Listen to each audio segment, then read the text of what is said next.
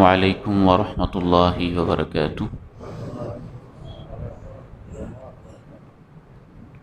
الحمد للہ نحمده ونستعینه ونستغفره ونعوذ باللہ من شرور انفسنا ومن سیئات اعمالنا، اشہد ان لا الہ الا اللہ وحدہ لا شریک لہ واشہد ان محمدا عبدہ ورسولہ صلی اللہ علیہ وعلی آلہ وصحبہ وسلم۔ رب اشرح لي صدري ويسر لي أمري واحلل عقدة من لساني يفقهوا قولي۔ اللهم صل على محمد وعلى آل محمد كما صليت على إبراهيم وعلى آل إبراهيم إنك حميد مجيد۔ اللهم بارك على محمد وعلى آل محمد كما باركت على إبراهيم وعلى آل إبراهيم إنك حميد مجيد۔ أما بعد، فأعوذ بالله السميع العليم من الشيطان الرجيم من همزه ونفخه ونفثه، بسم الله الرحمن الرحيم۔ فما بكت عليهم السماء والأرض وما كانوا منظرين۔ وقال عز من قائل سبحانه وتعالى: ولتنظر نفس ما قدمت لغد واتقوا الله إن الله خبير بما تعملون۔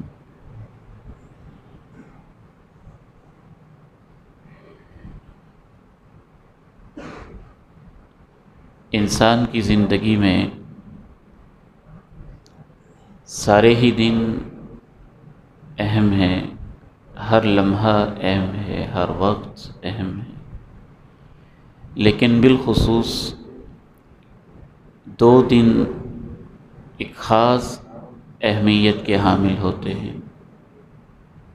ان دونوں دنوں میں انسان توجہات کا مرکز ہوتا ہے، ساری نگاہیں اسی پہ فوکس کیے ہوتی ہیں، ساری انگلیاں اسی کی طرف اٹھ رہی ہوتی ہیں اور سب زبانیں اسی کے بارے میں بول رہی ہوتی ہیں اور ساری نگاہیں اسی پر مرتکز ہوتی ہیں۔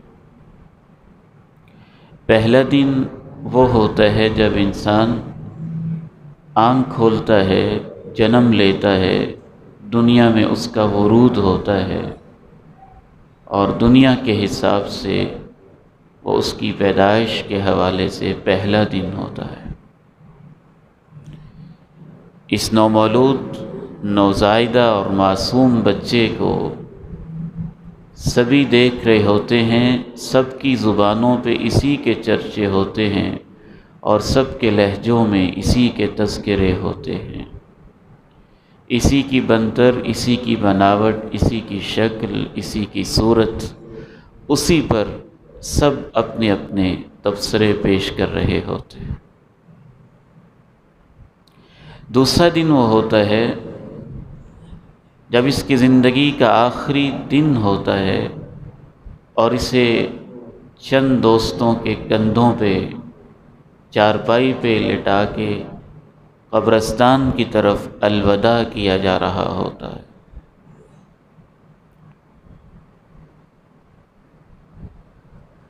آج کی اس گفتگو میں جو زندگی کا آخری دن ہے، جسے جنازے کا دن کہا جاتا ہے، اس حوالے سے ہم چند ایک باتیں کریں گے۔ احادیث سے یوں محسوس ہوتا ہے کہ جو زندگی کا آخری دن ہوتا ہے، بعض دفعہ اس دن جو لوگ کہہ رہے ہوتے ہیں، جو کمنٹس پاس کر رہے ہوتے ہیں، جو اپنے تأثرات کا اظہار کر رہے ہوتے ہیں، جو تبصرے ان کی زبانوں پہ جاری ہوتے ہیں اور جو چرچے معاشرے کے اندر چل رہے ہوتے ہیں، اس کی بنیاد پر انسان کے لیے بعض دفعہ جنت اور جہنم کا فیصلہ ہو رہا ہوتا ہے۔ یقیناً آپ سوچ رہے ہوں گے کہ یہ کیسے ممکن ہے کہ باقی ساری زندگی کے اس کے اعمال کس طرف جاتے ہیں؟ ظاہر ہے پوری زندگی اس نے گزاری ہے، اس کی زندگی کے اعمال تو کاؤنٹ ہونے چاہیے نا۔ تو یہ کیسے ہو سکتا ہے کہ جنازے والا جو دن ہے اس کی بنیاد پر میں عرض کر رہا ہوں کہ اس کے لیے جنت اور جہنم کے فیصلے ہو رہے ہوتے ہیں؟ اس کی پہلی بنیادی وجہ یہ ہے کہ جب مسجد قباء سے یہ اعلان ہوتا ہے کہ آج فلاں شخص، فلاں کا بیٹا، فلاں کا صاحبزادہ، فلاں کا باپ، فلاں کا بھائی رخصت ہو چکا ہے، اتنے بج کر اتنے منٹ پر اسے الوداع کیا جائے گا اور فلاں جنازگاہ کے اندر اس کا جنازہ ادا کیا جائے گا، تو آپ اپنی پوری ایمانداری کے ساتھ بتائیے کہ جنازے کے اعلان کے ساتھ ہی کیا اس کی زندگی کا سارا نقشہ آپ کے دماغ کی سکرین پہ گھوم نہیں جاتا؟ اس کی صبحیں، اس کی شامیں، دوپہریں، راتیں، خلوتیں، جلوتیں، بچپن، لڑکپن، جوانی، معاملات، ڈیلنگز، رویے، اخلاقیات، عبادات، طور اطوار، سب کچھ آپ کی نگاہوں میں گھومنے لگتا ہے، دماغ کی سکرین پہ چلنے لگتا ہے، اس کے مطابق آپ کے دل کی دھڑکنیں ہوتی ہیں، اور جو کچھ آپ کے دماغ پہ چل رہا ہوتا ہے اور دل کے گوشوں میں جو دھڑکنیں چل رہی ہوتی ہیں اسی کی مطابق آپ کی زبان کے اوپر بسا اوقات بے اختیار کمنٹس اور تأثرات بھی چلنے لگتے ہیں۔ تو وہ اس کی زندگی کا خلاصہ ہی تو ہوتا ہے، اس کے اعمال کا نچوڑ ہی تو ہوتا ہے، جو پوری زندگی وہ کرتا رہا وہ اسی کا خلاصہ ہوتا ہے، وہ انہی کی بدعمالیوں کا نچوڑ ہوتا ہے یا اسی کے اچھے اعمال کا خلاصہ ہوتا ہے۔ زندگی میں یہ ہو سکتا ہے کہ آپ دشمنی کی وجہ سے غلط بیانی سے کام لے رہے ہوں، زندگی میں یہ ممکن ہے آپ عداوت کی وجہ سے غلط بات کہہ رہے ہوں، اس کی زندگی میں یہ ممکن ہے کہ آپ کسی حسد کی بنا پہ اس کی اچھائیوں کو چھپا کے اس کی برائیوں کو اچھالے جا رہے ہوں، لیکن ایسے تقریباً ممکن نہیں ہے کہ جس دن جنازہ اٹھ رہا ہو، میت سامنے ہو، لاش سامنے ہو، آنکھیں پتھرائی ہوں، پنڈلیاں اکڑی ہوئی ہوں اور اس کے بیٹے روتے ہوں اور اس کی بیٹیاں تڑپ رہی ہوں، کوئی پتھر دل ہی ہوگا جو اس وقت بھی غلط بیانی سے کام لے۔ اس وقت جو آپ اپنی زبان سے کہتے ہیں وہ حقیقت پہ مبنی ہوتا ہے۔ رسول اللہ صلی اللہ علیہ وسلم تشریف فرما ہے، ایک جنازہ آپ کے پاس سے گزرتا ہے، آپ ارشاد فرماتے ہیں وجبت وجبت وجبت، واجب ہو گئی، واجب ہو گئی، واجب ہو گئی۔ آپ تشریف فرما ہے، ایک اور جنازہ گزرتا ہے، آپ فرماتے ہیں وجبت وجبت وجبت، واجب ہو گئی، واجب ہو گئی، واجب ہو گئی۔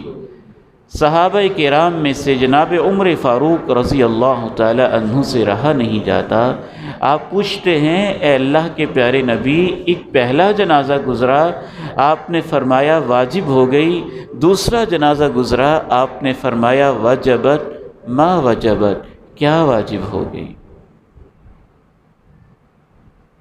آواز زیادہ ٹکراؤ تو نہیں سمجھ آ رہی بھائیوں کو؟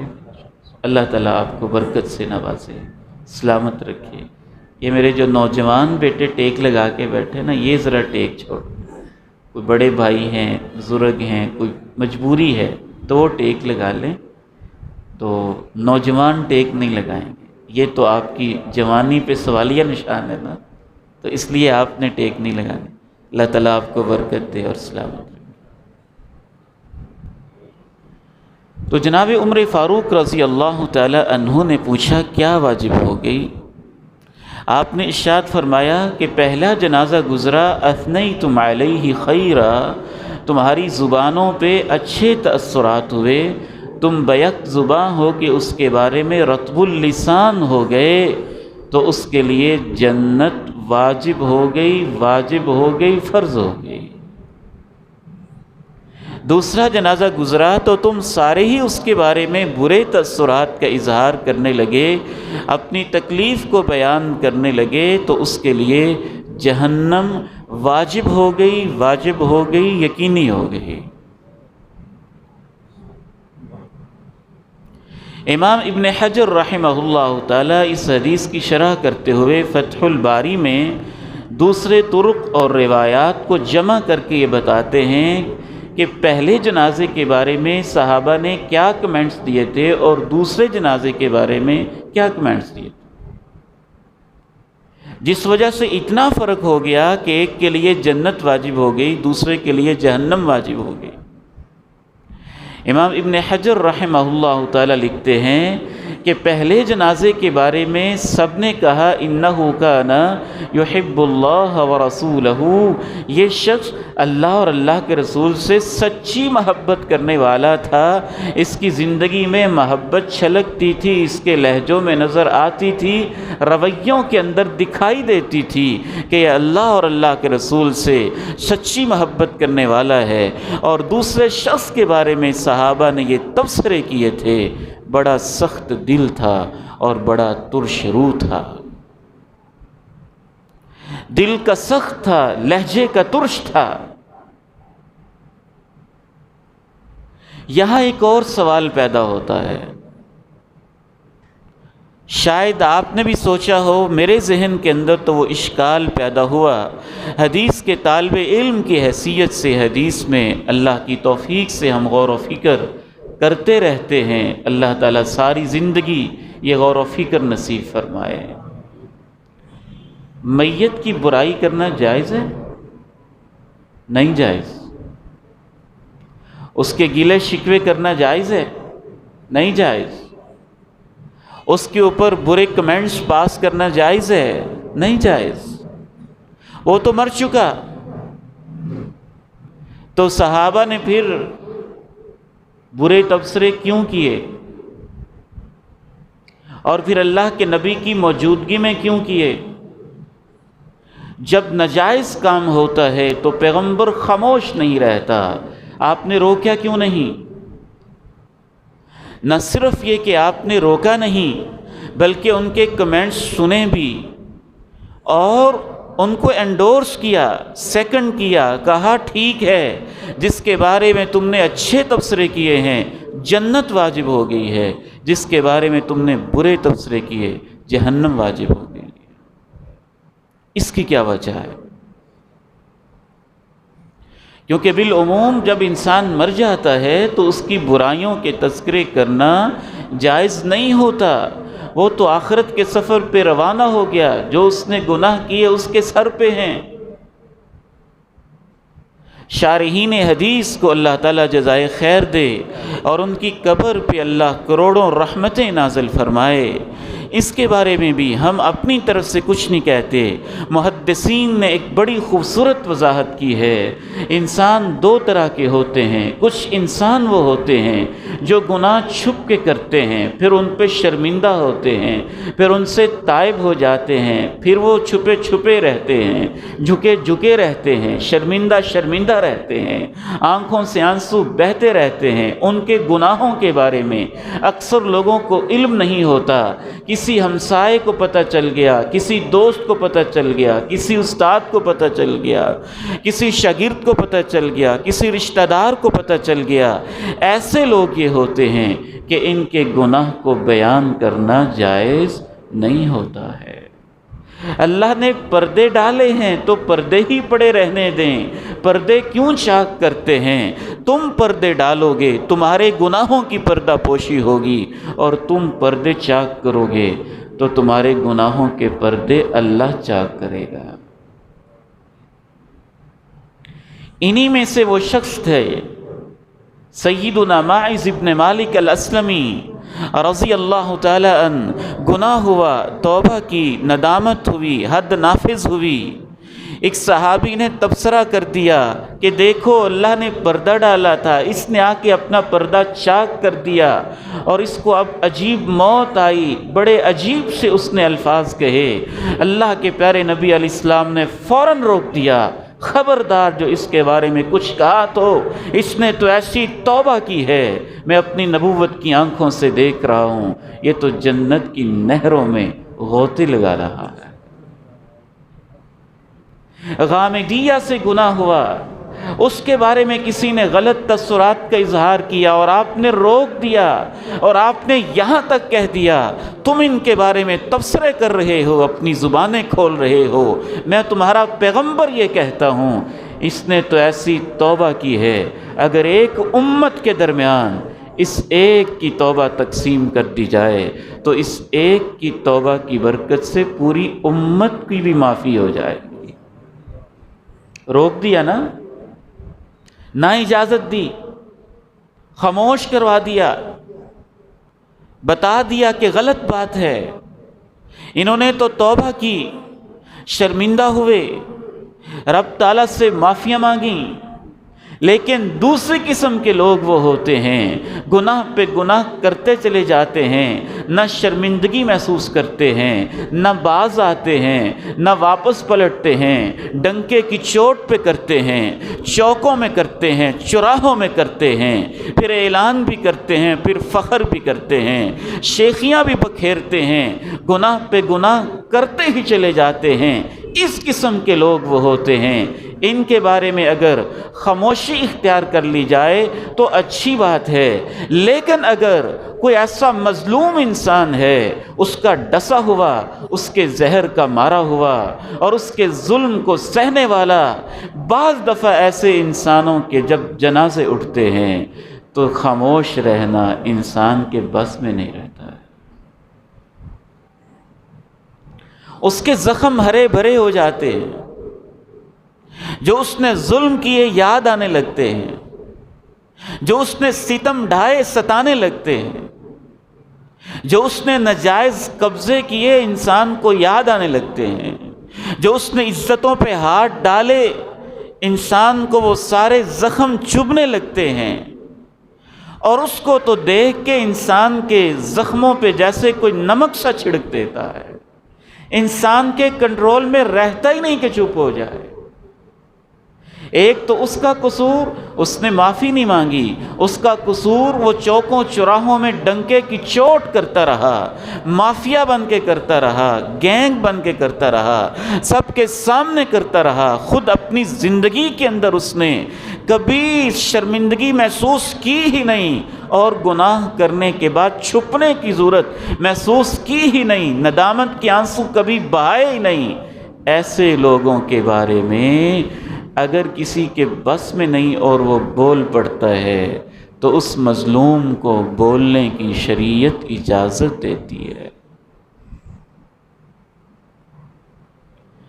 عبداللہ بن ابی منافق تھا اور پرلے درجے کا منافق تھا، اس نے ستانے کی اخیر کر دی تھی، تکلیفیں دی تھی اور انتہا کر دی تھی۔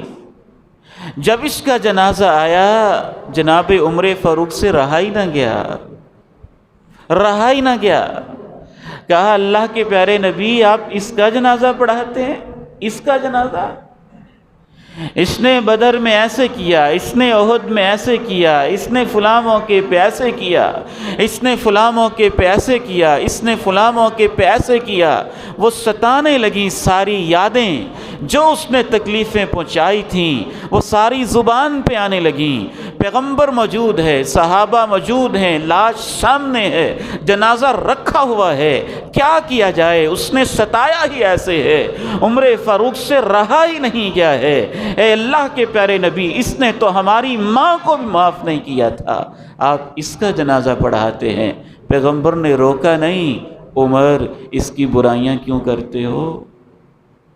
وہ تھا ہی ایسا کمینہ، وہ تھا ہی ایسا منافق، رہا ہی نہیں گیا۔ نہ صرف یہ کہ جناب عمر فاروق کو خاموش نہیں کروایا گیا، یہ تو آپ نے کہا کہ آپ مجھے جنازہ پڑھنے سے کیوں روکتے ہیں، آپ نے یہ نہیں کہا اس کی برائیاں کیوں بیان کرتے ہیں۔ نہ صرف یہ کہ اسے روکا نہیں گیا، بلکہ اللہ رب العالمین نے اپنے پیغمبر سے یہاں تک کہہ دیا آپ 70 مرتبہ بھی اس کے لیے معافی مانگیں گے تیرا رب اسے معاف نہیں کرے گا۔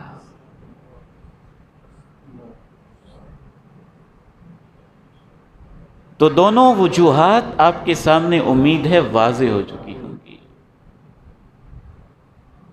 مجھے یاد ہے میں ایک جنازہ پڑھا کے فارغ ہوا، ابھی میں اسی گراؤنڈ میں تھا، واپس جا رہا تھا۔ وہ جیسے رشتہ دار اعلان کروا دیتے ہیں، کسی صاحب نے، ان کے صاحبزادے نے اعلان کروایا، ہم نے اناؤنسمنٹ کر دی، تو ایک بزرگ اسی گراؤنڈ کے اندر اونچی آواز سے کہنے لگے اب کہتے ہیں اس کو معاف کر دو، کرتے ہیں ہم اس کو معاف، ساری زندگی تو ہم مظلوموں کی زمینوں پہ یہ قبضے کرتا رہا ہے، نہیں کریں گے ہم معاف، لیں گے اس سے بدلہ۔ وہ غریب بیچارہ جس نے پوری زندگی کی کمائی کے ساتھ ایک 5 مرلے کا پلاٹ خریدا، 2.5 مرلے کا پلاٹ خریدا، اور اس ظالم نے اس کے اوپر بھی قبضہ کر لیا، اب اس کے جنازے پہ آپ اس کو بولنے کی بھی اجازت نہیں دیتے۔ وہ بیچارہ مجبور اتنا ہوتا ہے، اس سے رہا نہیں جاتا بعض دفعہ، تو اپنی مظلومیت کی داستان وہ بے چین ہو کے بیان کرنے لگ جاتا ہے، تو اس کی گواہی لکھی جاتی ہے، کیونکہ وہ سچ کہہ رہا ہوتا ہے، حق کہہ رہا ہوتا ہے۔ ایک دوسری روایت سے تو یہ بھی معلوم ہوتا ہے کہ یہ گواہیاں اس قدر لکھی جاتی ہیں، اس قدر لکھی جاتی ہیں۔ ایک جنازہ گزرا، اللہ کے پیارے نبی علیہ الصلاۃ والسلام نے ارشاد فرمایا مستریح او مستراح منہ، یا تو اس کی جان چھوٹ گئی ہے یا لوگوں کی اس سے جان چھوٹ گئی ہے، یا اس کی جان چھوٹ گئی ہے یا اس سے جان چھوٹ گئی ہے۔ صحابہ نے پوچھا کیا مطلب ہے؟ مل مستریح و مل مستراح منہ۔ صحیح مسلم کے یہ الفاظ ہیں کہ آپ علیہ الصلاۃ والسلام نے ارشاد فرمایا کہ جب بندہ مومن دنیا سے رخصت ہوتا ہے، یستریح من نصب الدنیا و تعبها، وہ دنیا کے جھمیلوں سے اور تکلیفوں سے اس کی جان چھوٹ جاتی ہے۔ اور جو فاسق فاجر ظالم ہوتا ہے، یستریح منہ العباد والبلاد والشجر والدواب، جب اس کا جنازہ اٹھتا ہے تو بندوں کو بھی اس سے آرام مل جاتا ہے، علاقے کی بھی اس سے جان چھوٹ جاتی ہے، درختوں کو بھی اس سے آرام مل جاتا ہے، اور جانوروں کو بھی اس سے آرام مل جاتا ہے۔ 4 الفاظ آپ نے بولے۔ وقت نہیں ہے کہ میں ایک ایک حدیث کی تشریح کر کے آپ کے سامنے بتاؤں کہ انسانوں کو تو آرام ملا، چلے میں ان کو ستاتا تھا، علاقے کو آرام ملنے کا کیا مطلب ہے، اور درختوں کو آرام ملنے کا کیا مطلب ہے، اور جانوروں کو آرام ملنے کا کیا مطلب ہے۔ اسی حوالے سے میں نے شروع میں آیت تلاوت کی تھی، اس سے تھوڑی سی وضاحت ہوتی ہے۔ جناب ابن عباس رضی اللہ تعالی عنہما نے ایک موقع پہ ایک اپنے شاگرد کو وضاحت کرتے ہوئے کہا تھا کہ بندہ مومن زمین پہ جب سجدے کرتا ہے تو وہ زمین کا ٹکڑا اور اس کے اعمال کو جب آسمانوں کی طرف چڑھایا جاتا ہے تو آسمان کا وہ دروازہ جہاں سے اس کے نیک اعمال پیش کیے جاتے ہیں، جب اس کا جنازہ اٹھتا ہے تو زمین کا وہ ٹکڑا بھی روتا ہے، آسمان کا وہ دروازہ بھی روتا ہے۔ اگر اس کے نیک اعمال ہوتے ہی نہیں تو نہ زمین روتی ہے اور نہ ہی اس کے اوپر پھر آسمان روتا ہے۔ آل فرعون کے اوپر اللہ تعالیٰ نے قرآن مجید میں یہی تبصرہ کیا، کم ترکوا من جنات وعیون وزروع ومقام کریم ونعمت كانوا فيها فاكهين كذلك وأورثناها قوما آخرين فما بكت عليهم السماء والأرض وما كانوا منظرین۔ باغات بھی چھوڑ کے چلے گئے، چشمے بھی چھوڑ کے چلے گئے، کھیتیاں اور لہلہاتی فصلیں بھی چھوڑ کے چلے گئے، عمدہ قسم کے ڈیرے اور پکنک پوائنٹس اور تفریحی مقامات بھی چھوڑ کے چلے گئے، اور اس کے علاوہ بہت ساری نعمتیں اور عشرت گدے تھے وہ سب چھوڑ کے، جن میں وہ مزے لٹا رہے تھے سب چھوڑ کے چلے گئے، اور اس کے بعد ان کے وارث اور لوگ بن گئے۔ نہ ان پہ آسمان رویا اور نہ ہی ان پہ زمین روئی اور نہ ہی ان کو مہلت ملی۔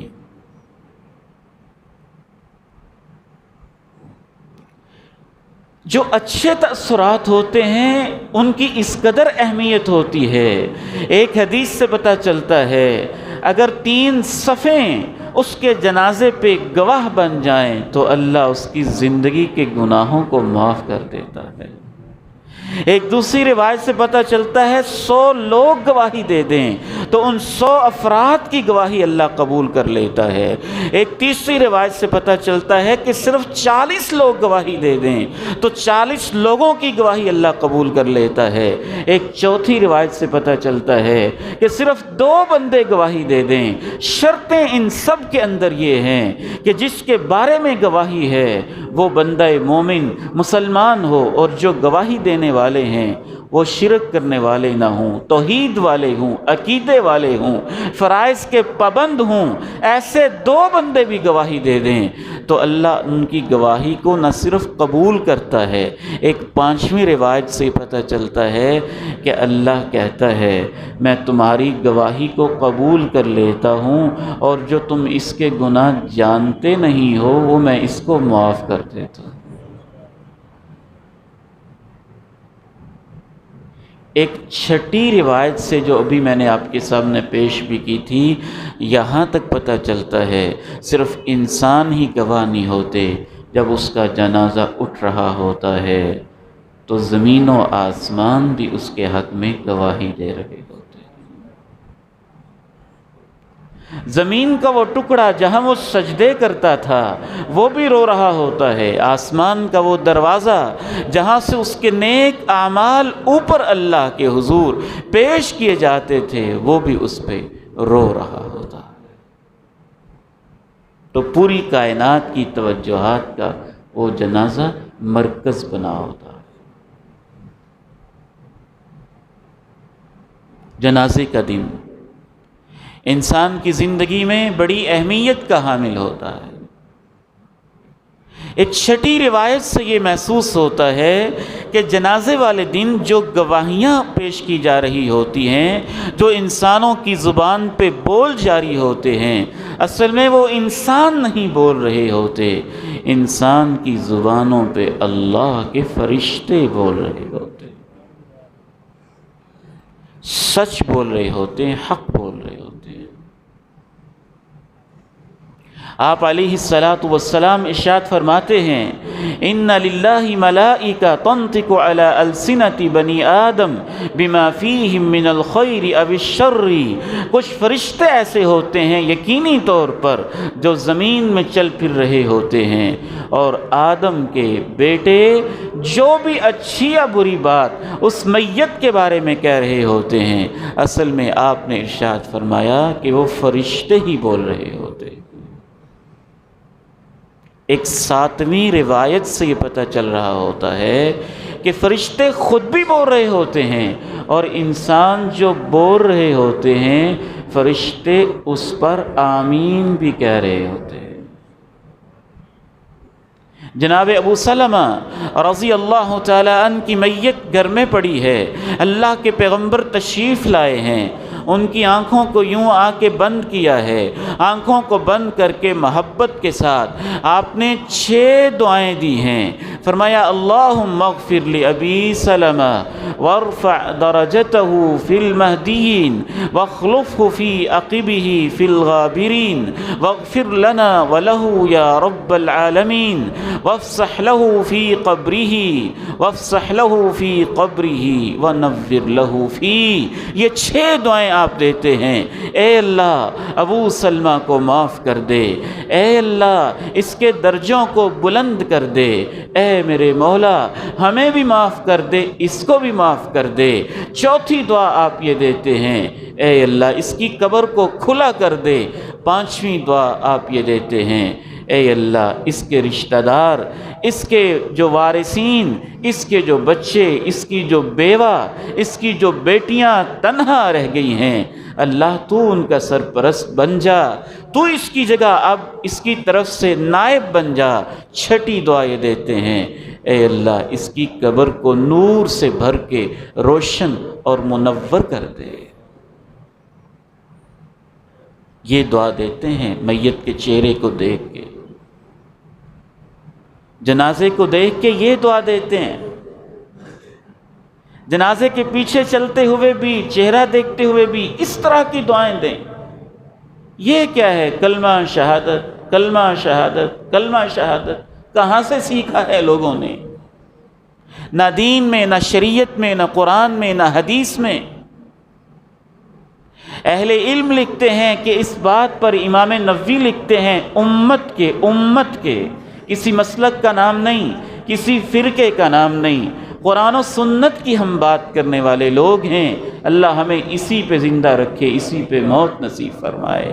امام نووی رحمہ اللہ تعالی ارشاد فرماتے ہیں امت کے علماء کا، کسی ایک مسلک کے نہیں، امت کے سب علماء کا اس بات کے اوپر اجماع ہے کہ جنازے کے پیچھے شور کرنا، آوازیں اونچی کرنا سنت کے خلاف ہے، یہ بدعت ہے، یہ گناہ ہے۔ خاموشی، وقار، اپنے انجام پہ غور و فکر، دل میں اس میت کے لیے دعائیں۔ عجب رواج ہے، شہادت، کلمہ شہادت، کلمہ شہادت، نہ میت کے لیے آپ دعا کر رہے ہیں، نہ آپ اپنے لیے دعا کر رہے ہیں۔ یہ آپ کہنا کیا چاہتے ہیں؟ کس نبی نے آپ کو بتایا ہے؟ کس صحابی نے آپ کو یہ طریقہ بتایا ہے؟ یہ ایک عجیب بدعت ہے جو نہ ہمیں غور و فکر کا موقع دیتی ہے، نہ ہمیں دعا کا موقع دیتی ہے۔ بلکہ اہل علم لکھتے ہیں کہ یہ غیر مسلموں کا طریقہ ہے اور ان کے ساتھ مشابہت ہے۔ دین اسلام ایک پورا سسٹم ہے، ایک پورا نظام زندگی ہے، یہاں ہر چیز واضح اور کلیئر ہے۔ وقت نہیں ہے کہ میں ان تفصیلات کی طرف جاؤں، میں محض یہ عرض کرنا چاہتا ہوں کہ آپ نے 6 دعائیں دیں۔ صحیح مسلم کے راوی کہتے ہیں اللہ کے پیغمبر نے ایک 7ویں دعا بھی دی تھی لیکن وہ میں بھول گیا۔ کیسا علم حدیث ہے، کیا اس کی حفاظت ہے، کیا اس کی عظمت ہے۔ ایک ایک لفظ بھی پیغمبر کا یاد رکھا، اور جو بھول گیا پوری امانت داری کے ساتھ کہہ دیا وَنَسِيتُ السَّابِعَةَ، ایک 7ویں دعا آپ نے دی تھی لیکن میں وہ بھول گیا۔ جب آپ نے یہ دعائیں دیں پھر آپ نے ارشاد فرمایا کہ اس کی آنکھیں کھلی ہوئی تھیں، میں نے بند کر دی ہیں، اور آنکھیں اس لیے کھلی ہوئی تھیں کہ جب میت کی روح، جب انسان کی روح پرواز کرتی ہے تو آنکھیں اپنی روح کا تعاقب کر رہی ہوتی ہیں کہ میری روح گئی، اس لیے وہ کھلی کھلی پھٹی پھٹی ہوتی ہیں۔ جب آپ نے یہ الفاظ کہے اچانک گھر والوں سے رونے کی آواز آئی، ایک شور سا اٹھا۔ آپ نے ارشاد فرمایا، جو اصل بات میں سمجھانا چاہتا ہوں کہ 7ویں ایک روایت سے یہ بھی پتہ چلتا ہے کہ لوگ جو کہہ رہے ہوتے ہیں، فرشتے اس پہ آمین کہہ رہے ہوتے ہیں، گھر والوں نے کچھ کہنا شروع کر دیا۔ آپ نے ارشاد فرمایا خبردار، لا تدعوا علی انفسکم الا بخیر، خیر کا کلمہ اپنی زبان سے نکالنا۔ ان الملائکۃ یؤمنون علی ما تقولون، تم اس وقت جو کہتے ہو فرشتے اس پہ آمین کہتے تھے۔ جب بندہ کہتا ہے نا بڑا اچھا بندہ تھا، اللہ اس کو معاف کر دے، فرشتے کہتے ہیں آمین۔ کیا آپ چاہتے ہیں کہ آپ کے بارے میں زمین بھی اچھی گواہیاں دے، آسمان بھی اچھی گواہیاں دے، لوگ بھی اچھی گواہیاں دیں۔ جنازے کا دن بڑی عزت کا دن، چاہتے ہیں نا، ہم سارے چاہتے ہیں۔ اللہ تعالیٰ مجھے اور آپ کو یہ عزت نصیب فرما دے، یہ سعادت نصیب فرما دے، عزت والی شہادتوں والی موت نصیب فرما دے۔ مزید 10 منٹ کے اندر چند بنیادی اس حوالے سے باتیں میں آپ کے سامنے رکھتا ہوں۔ سب سے پہلا کام جس سے جنازے کے دن انسان کو عزت ملتی ہے وہ دین کی خدمت، دین کا علم، دین کی طرف دعوت اور دین کی طرف بلانے کا کام ہے۔ اللہ مجھے اور آپ کو ان خوش نصیبوں میں شامل فرمائے جو شخص اس قرآن کو سیکھتا ہے، اس کو سینے میں بساتا ہے، اس کو پڑھاتا ہے، اس کی طرف دعوت دیتا ہے، خود اس پہ عمل کرتا ہے، خود اس پہ عمل کرتا ہے، اسے اپنی زندگی کا حصہ بناتا ہے، اوڑھنا بچھونا بناتا ہے، دستور و منشور بنا لیتا ہے، اور اس پہ عمل کی خاطر مشکلیں بھی برداشت کرتا ہے، مشقتیں بھی برداشت کرتا ہے، تکلیفیں بھی برداشت کرتا ہے، کلمہ حق اور کلمہ خیر کہتا ہے، پھر اس کے اوپر ڈٹ جاتا ہے، دنیا کی مخالفتیں بھی سہتا ہے۔ یقیناً اللہ تو بڑے وفادار ہیں، پھر جنازے والے دن اللہ اس کے ساتھ بڑی وفائیں کرتے ہیں۔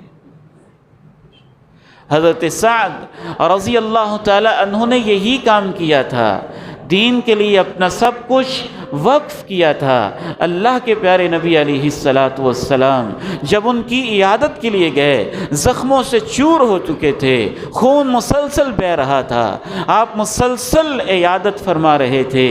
آپ نے فرمایا، سعد انک لخیر سید، تو نے بہت ہی اچھے سردار ہونے کا ثبوت دیا ہے۔ بڑے لوگ اگر دین کی سمجھ ان کو نصیب ہو جائے تو دین کی سمجھ کے بعد وہ بڑے ہی رہتے ہیں، بڑے ہی رہتے ہیں۔ آپ نے فرمایا جو دور جاہلیت میں تم میں سے اچھے لوگ شمار ہوتے تھے، اگر ان کو دین کی سمجھ مل جائے تو دین کے بعد بھی وہ اچھے ہی رہیں گے۔ اگر دین کی سمجھ نہ ملے تو پھر نتیجہ اور ہے، پھر اللہ کو ایسی بڑائی کی کوئی ضرورت نہیں، اس کی کوئی اہمیت نہیں، وہ اللہ کے نزدیک مچھر کے پر سے بھی گئے گزرے لوگ، چاہے وہ جتنے بھی بڑے شمار ہوتے ہیں۔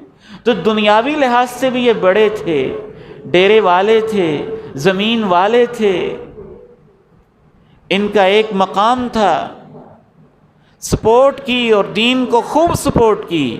آپ نے فرمایا انک لخیر سید، سعد تو بڑا اچھا سردار ثابت ہوا ہے، میرے ساتھ تو نے جتنے وعدے کیے تو نے سب وفا کیے ہیں، اب تیرا آخری وقت ہے، اب تیرے ساتھ جو اللہ کے وعدے ہیں اب وہ وفا کرے گا۔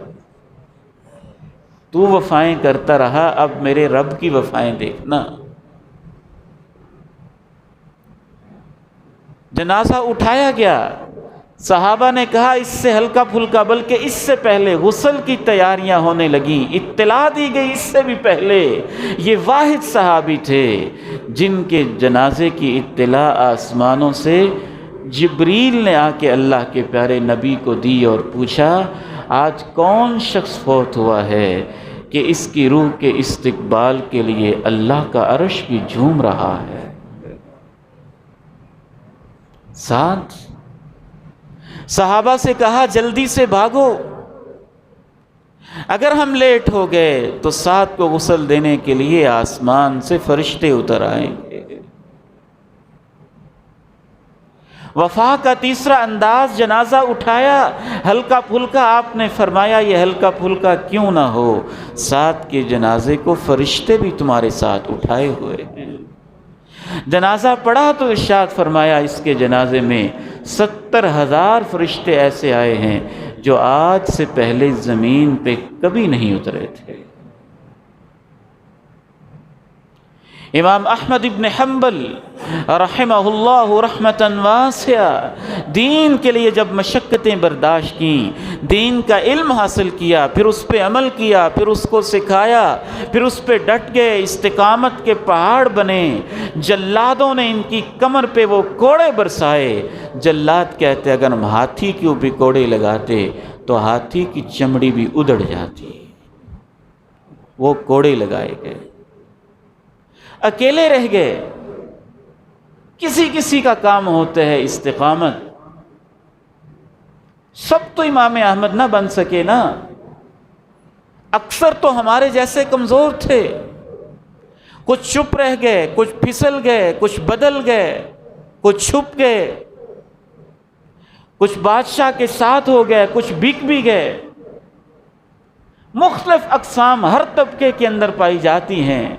امام احمد تنہا رہ گئے۔ امام احمد کو لوگ کہنے والے کہیں حکومت ایک طرف ہے، جبر ایک طرف ہے، ظلم ایک طرف ہے، آپ اکیلے رہ گئے ہیں، مجبوری آ گئی ہے، جان کو خطرہ ہے، آپ کے لیے رخصت ہے، آپ خاموشی اختیار کر لیں یا کوئی مصلحت اختیار کر لیں، لیکن امام احمد ہیں کہ استقامت کا پہاڑ بنے ہوئے ہیں۔ لوگ جب کہنے لگے اکیلے ہی رہ گئے ہو، امام احمد نے اس وقت یہ تاریخی جملہ کہا تھا، اکیلا میں ہوں یا میرے مخالف ہیں، اس کا فیصلہ اس دن ہوگا جس دن جنازے اٹھیں گے۔ بیننا و بینکم یوم الجنائز۔ پھر تاریخ نے لکھا چیف جسٹس کا جنازہ اٹھا، جس نے امام احمد کو جیل بھیجنے کے فیصلے کیے تھے، جس نے جلادوں سے تازیانے لگوانے کے فیصلے کیے تھے، اس چیف جسٹس معتزلی، ریشنلسٹ، عقل پرست اور اس دور کے ملحد سیکولر کا جنازہ اٹھتا ہے تو اس کے جنازے میں چند لوگ ہوتے ہیں۔ امام احمد کا جنازہ اٹھتا ہے تو ان کے جنازے میں 10-12 لاکھ انسان شامل ہوتے، ہر گھر کے دروازے کھلے ہوئے ہیں۔ امام احمد کے جنازے میں جانا ہے، ہمارے گھر سے وضو کر لو، ہمارے گھر سے وضو کر لو۔ خواتین اپنی چھتوں پہ ہیں اور جگہ اتنی تنگی داماں کا شکار ہو چکی ہے کہ امام احمد کے جنازے کی ادائیگی کے لیے سمندروں اور پانیوں میں کشتیوں کا بھی انتظام کیا گیا۔ بیننا و بینکم یوم الجنائز، ہمارے اور تمہارے فیصلے اس دن ہوں گے جب جنازے اٹھیں گے۔ شیخ الاسلام امام ابن تیمیہ رحمہ اللہ تعالی، وہ بھی حق پرست، حق گو عالم ہیں، ان کو بھی جیل میں بھیج دیا گیا ہے، اور دمشق کے ایک جیل کے اندر جو ایک بہت بڑا قلعہ ہے، اور اس قلعہ نما جیل کے اندر ان کو بس زندہ تاریخ کوٹھڑی کے اندر قید کر دیا گیا ہے۔ ان کے بھائی ساتھ ہیں، کہتے ہیں اس جیل کے اندر ہم نے 80 مرتبہ قرآن مجید مکمل اس کی تلاوت کی۔ 80 دور پورے کرنے کے بعد 81ویں مرتبہ جب ہم قرآن مجید کا دور کر رہے تھے اور اللہ کی رحمتوں کے تذکرے ہو رہے تھے اور اس آیت مبارکہ پہ ہم پہنچے ہوئے تھے، ان المتقین فی جنات ونہر فی مقعد صدق عند ملیک مقتدر، متقی لوگ جنتوں میں ہوں گے، باغات میں ہوں گے، نہروں میں ہوں گے، ان کی اللہ کی ہمسائیگی ان کو نصیب ہوگی، اور بڑے بادشاہ کے پڑوس میں ہوں گے۔ یہ آیات بار بار تلاوت کی جا رہی تھیں۔ امام ابن تیمیہ رحمہ اللہ تعالی اپنے رب کے پاس اس کیفیت میں پہنچ گئے تھے، اجنبی ایک علاقہ تھا، اس کے باوجود شیخ الاسلام امام ابن تیمیہ رحمہ اللہ کے جنازے میں 2 لاکھ کے قریب انسان پہنچ گئے تھے۔ دوسری چیز، مسجد سے محبت، دین کے اداروں سے محبت، قال اللہ قال الرسول کی آوازوں سے محبت، ان چٹائیوں سے محبت، اس محراب سے محبت، یہ عجب چیز ہے۔ اس سے اللہ کے ہاں انسان کا مقام بہت بلند ہوتا ہے۔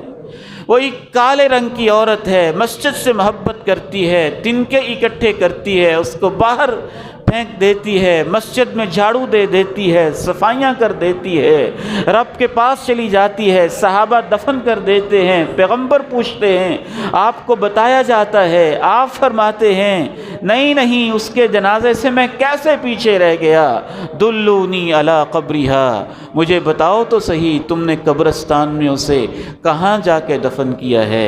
صحابہ کو ساتھ لیتے ہیں اور اس کی قبر پہ جا کے جنازہ پڑھتے ہیں۔ کیا عزتیں ملی اس کو، بلکہ آپ نے یہاں تک ارشاد فرمایا ان هذه القبور مملوءۃ ظلما، یہ قبر اندھیروں سے بھری ہوتی ہے، میں دعا کرتا ہوں تو اللہ اس قبر کو نور سے بھر دیتا ہے۔ پتہ چلا کہ مسجد سے محبت ہو تو جنازے شان سے اٹھتے ہیں، اس دن ایک شان ملتی ہے۔ تیسری چیز، میدان جہاد سے محبت، شہادتوں سے محبت، تلواروں سے محبت، اعلاء کلمت اللہ سے محبت ہر انسان کے دل میں ہونی چاہیے۔ وہ مومن نہیں ہے جس کے دل کے اندر جذبہ جہاد نہیں ہے، جو عزتیں لٹتی دیکھے اور اس کے دل بے چین نہ ہو، وہ ہاتھ دعاؤں کے لیے اٹھے نہ اور اس کے اندر جہاد کا جذبہ بیدار نہ ہو، اسے اپنے ایمان پہ ایک سوالیہ نشان کھڑا کر دینا چاہیے اور اپنا جائزہ لے لینا چاہیے۔ اسی قسم کے معاملات تو اتنی زیادہ اس کی شہادتیں ہیں کہ شہید کو جو عزت ملتی ہے اس کا مقام کیا ہوتا ہے۔ سیدنا حنظلہ رضی اللہ تعالی عنہ اسی طرح میدان جہاد میں جب کود پڑتے ہیں تو آسمانوں سے فرشتے غسل دینے کے لیے آتے ہیں۔ ایک اعرابی میدان جہاد میں ہے، مال غنیمت ملا ہے، آپ اس کا حصہ رکھتے ہیں، وہ کہتا ہے میں تو یہ نہیں لینا چاہتا، میں نے تو اور بڑے اعلیٰ مقصد کے لیے میدان جہاد میں آیا تھا۔ آپ پوچھتے ہیں کس لیے آئے تھے، کہتا ہے میں تو اس لیے آیا تھا، میں اپنے انداز میں، حدیث کے الفاظ نہیں، اپنے انداز میں میرا خیال یہ کہتا ہے، اس نے کہاں کہاں سوچا ہوگا حدیث کی روشنی میں، اس مال کے لیے تو میں نہیں آیا تھا، اے اللہ کے نبی میں تو اس لیے آیا تھا، کوئی تیر آئے اور مجھے یہاں پہ لگ جائے اور میں شہید ہو جاؤں۔ وہ سوچتا ہوگا کہ میں تو اس لیے آیا تھا، پھر میرے زخم ہو جائیں، پھر میری رگے جاں کٹ جائے، پھر اللہ کی عدالت لگے، اللہ مجھ سے پوچھے کیا کر کے آئے ہو، میں کہوں تیری راہوں میں گردن کٹوا کے آیا ہوں۔ آپ نے فرمایا اگر سچے ہو تو ایسے ہی ہوگا، جیسے نیت ہے ویسے ہی اللہ کرے گا۔ پھر میدان سجتا ہے، پھر اس کو ڈھونڈا جاتا ہے، پھر آپ دیکھتے ہیں کہ جس جگہ اس نے اشارہ کیا تھا اسی جگہ اس کو تیر لگا تھا اور وہ شہید بھی ہو چکا تھا۔ پھر آپ اس کا جنازہ پڑھتے ہیں اور اس کے جنازے میں یہ الفاظ کہتے ہیں، اللہم ان ھذا عبدک خرج مہاجرا فی سبیلک وقتل شہیدا وانا شہید علی ذلک، اے اللہ یہ تیرا بندہ تیری راہوں میں نکلا تھا، میں تیرا پیغمبر گواہی دیتا ہوں یہ سچا انسان ہے، تیری خاطر شہید ہوا ہے، اللہ تو اس کو معاف فرما دے۔ آخری بات عرض کر کے اجازت چاہتا ہوں، دین کے علم سے یہ عزت ملتی ہے، مسجد کے ساتھ محبت سے جنازے کو شان ملتی ہے، دعوت و تبلیغ استقامت سے جنازے کو شان ملتی ہے، میدان جہاد میں شہادتوں سے جنازے کو شان ملتی ہے۔ اس کی تو شان ہی عجب ہوتی ہے، اس کا جنازہ نہ بھی ہو تو اس کا کٹا پھٹا جسم ہی اس کے لیے شہادت دیتا ہے، وہی اس کا گواہ بن جاتا ہے۔ چوتھی چیز جس سے جنازے کو شان ملتی ہے وہ اللہ کے بندوں کے کام آنا ہے۔ جب آپ یتیموں کے سر پہ ہاتھ رکھتے ہیں، جب آپ بیواؤں کی خدمت کرتے ہیں، جب آپ غریبوں کو کھانے کھلاتے ہیں، جب مسکینوں کے لیے دسترخوان بچھاتے ہیں، جب غریب لوگوں کا آپ آسرا بن جاتے ہیں، جب کمزور طبقوں کے لیے آپ سہارا بن جاتے ہیں، جب اللہ کی راہوں میں خرچ کرنا آپ کا شیوا بن جاتا ہے، پھر جنازے کی شان کچھ اور ہی ہوتی ہے۔ سیدنا ابو الدحداح رضی اللہ تعالی عنہ وارضاہ، انہوں نے ایک بڑی عظیم قربانی دی تھی۔ وقت نہیں ہے، میں خلاصہ عرض کر رہا ہوں۔ ایک کھجور کا مسئلہ تھا، ایک شخص دینے کے لیے تیار نہیں ہوا تھا، آپ نے یہاں تک بھی کہا یہ ایک درخت دے دو، اس کے بدلے تمہیں جنت کی کھجور دے دو۔ اس نے کہا نہیں۔ جناب ابو الدحداح نے کہا میرے لیے بھی ضمانت ہے، کہا آپ کے لیے بھی ضمانت ہے۔ اس شخص کے پاس گئے، تاریخ یہ بتاتی ہے، صحیح مسلم کی یہ حدیث ہے، تاریخ میں اس کی وضاحت ہے کہ وہ شخص بارگیننگ کرتا ہوگا۔ کیا کیا اس نے کہا ہوگا؟ ایک کھجور دے دو، 10 لے لو، ایک کھجور دے دو، 100 لے لو۔ کہا نہیں، 200 نہیں، 300 نہیں، 400 نہیں، 500 نہیں۔ اس کے باغ میں 600 کھجوریں تھی۔ آپ نے فرمایا جناب ابو الدحداح نے 600 کھجوروں والا سارا باغ لے لو، ایک کھجور دے دو۔ اس نے کہا ٹھیک ہے۔ آواز دی اپنے گھر والوں کو، سودے ہو گئے، باہر نکل آؤ۔ باہر آ گئے، اللہ کے پیارے نبی کے سامنے سودا پیش کر دیا، کہا مبارک ہو، بڑا اچھا سودا ہوا ہے۔ جنازہ اس کا بھی اٹھا تھا جس نے انکار کیا۔ ممکن ہے اگر وہ مسلمان تھا، منافق تھا تو ہم نہیں جانتے، اللہ ہی بہتر جانتا ہے۔ جنازہ اس کا بھی اٹھا تھا جو جناب ابو الدحداح تھے، اور ایک کھجور کے لیے سارا باغ دے دیا تھا۔ اور آپ نے جنازے والے دن جنازے سے فارغ ہو کے یہ تبصرہ کیا تھا، کم من عزق رداہ ابی الدحداح۔ یہ صحیح مسلم کے الفاظ ہیں۔ ابو الدحداح تجھے مبارک ہو، میں اپنی نبوت کی آنکھوں سے دیکھ رہا ہوں، ایک کھجور نہیں، جنت کی کتنی ہی کھجوروں کے پھل لٹکے ہوئے ہیں اور تیرے انتظار میں۔ اللہ تعالیٰ سے دعا ہے رب کریم مجھے اور آپ کو عزتوں والے جنازے عطا فرمائے، شہادتوں والے، گواہیوں والے جنازے عطا۔ اس کے لیے ہمیں اپنی زندگی کو کچھ تو بدلنا ہوگا۔ ابا جی کہتے تھے کہ یہ مقامی دوست جو ہوتے ہیں ان سے اچھا رویہ رکھا کریں، اور کوئی آئے نہ آئے جنازے میں تو انہوں نے آنا ہوتا ہے نا، ہمسائے، رشتہ دار، دوست احباب۔ جتنا ہمارا اچھا سلوک ہوگا اتنی اچھی گواہیاں ہوں گی، جتنی اچھی زندگی ہوگی اتنی اچھی گواہیاں ہوں گی۔ اگر اس ایک پہلو پہ بھی ہم سوچ لیں تو انشاءاللہ تعالی ہماری دنیا بدل جائے گی۔ ڈاکٹر عبداللہ خالد ہمارے دوست تھے، ان کے بھائی بڑے بڑے سی ایس پی آفیسرز تھے، وہ بیچارے سادہ سے ایک ڈاکٹر، سرجن ڈاکٹر، اتنی ساری داڑھی، ہر وقت خدمت میں کمر بستہ۔ تو ان کے ایک سی ایس پی بڑے آفیسر تھے، بھائی مجھے کہنے لگے عبید صاحب ہم سمجھتے تھے کہ ہمارا یہ بھائی بس ڈگا سا ہے، آج جنازہ دیکھا ہے تو پتہ چلا ڈگے ہم ہیں، شان تو اس کی تھی۔ مریض آتا نا کوئی تو ڈاکٹر صاحب سے کہتا ہے کہ پیسے تھوڑے ہیں، کم ہیں، تھوڑی فیس کم کر دیں، کہتے ادھر آؤ میرے پاس، جلدی آؤ۔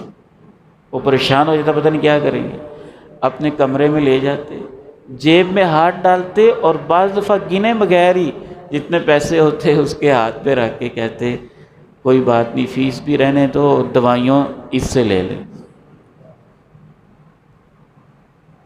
اللہ تعالی ہمیں بھی توفیق عطا فرمائے۔ وآخر دعوانا الحمد للہ رب العالمین۔ بہت خوشی ہوئی آپ لوگوں سے مل کے، اور خصوصاً میرے بڑے ہی قابل احترام اور میرے پیارے بھائی حضرت شیخ مولانا قاری ہارون رشید حفظہ اللہ ورعا، اللہ ان کو سلامت رکھے۔ کافی عرصے سے رابطے میں تھے، میری کوتاہی اور کچھ مجبوری اور مصروفیت آج حاضری قسمت میں تھی ہوئی۔ اللہ تعالیٰ ان کی زندگی میں بھی برکت عطا فرمائے، مسجد کے منتظمین کو بھی برکتیں عطا فرمائے، جتنے بھی حاضرین ہیں سب کو برکتیں عطا فرمائے اور ہماری حاضری قبول فرما لے۔ وآخر دعوانا ان الحمد للہ رب العالمین۔ جی انشاءاللہ ایک خیر کا کام کر لیں ویسے انشاءاللہ، کیا خیال ہے؟ اجازت ہے آپ کی طرف سے دعا سے پہلے؟ جی کہ نہیں کرنا چاہیے؟ اچھا، جنازے والے دن ایک بڑا اہم کام ہوتا ہے، چہرہ دیکھتے ہیں سارے؟ دل تو ہوتا ہے سینے میں، دل کہاں ہوتا ہے؟ وہ تو اللہ ہی دیکھ سکتا ہے، ہم تو دیکھ نہیں سکتے۔ وہ اللہ دیکھ سکتا ہے، ہم نہیں دیکھ سکتے۔ ہم کیا دیکھتے ہیں؟ چہرہ دیکھتے ہیں، چہرہ۔ امام بھی چہرہ دیکھتا ہے، لوگ بھی چہرہ دیکھتے ہیں۔